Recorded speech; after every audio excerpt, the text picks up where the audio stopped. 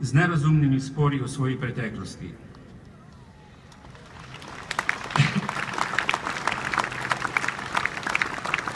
Ne moremo si privoščiti, da bi nas delitve iz minulih časov delile še za danes in jutri.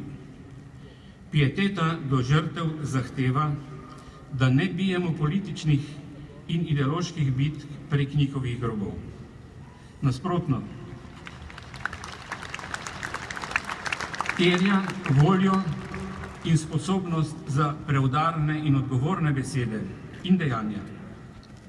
Pomagajo naj, da si svojo narodno preteklost priznamo vsej njeni celoti, svetlimi in temnimi platmi.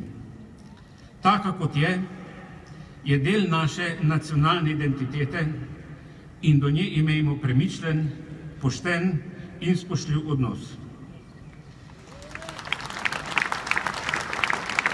Dokažimo sposobnost, da zmoremo živeti z njo, čeprav jo vrednotimo različno. Dokažimo, da je Slovenija domovina vseh nas, da pripada nam vsem in da vsi nosimo odgovornost za njo in njeno prihodnost. To je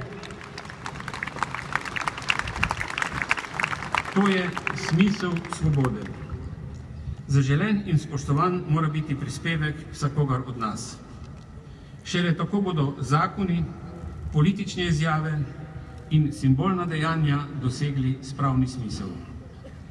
Gre predvsem za sprijaznjenje z našo skupno preteklostjo.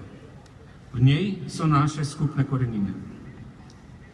Prav zato me v dneh spominjanja na veličino partizanskega uporništva in njegove žrtve skrbi sovražnost izjav v javnem in političnem življenju, tudi izjav nekaterih zgodovinarjev.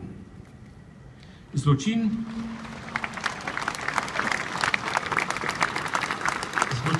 povojnega nasilja so izrecno in večkrat obsodili predstavniki države.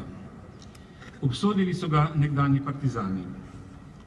Zato ne zdaj in ne pred prihodnostjo z ničemer ni mogoče upravičiti novega netenja sovraštva. Toliko manj,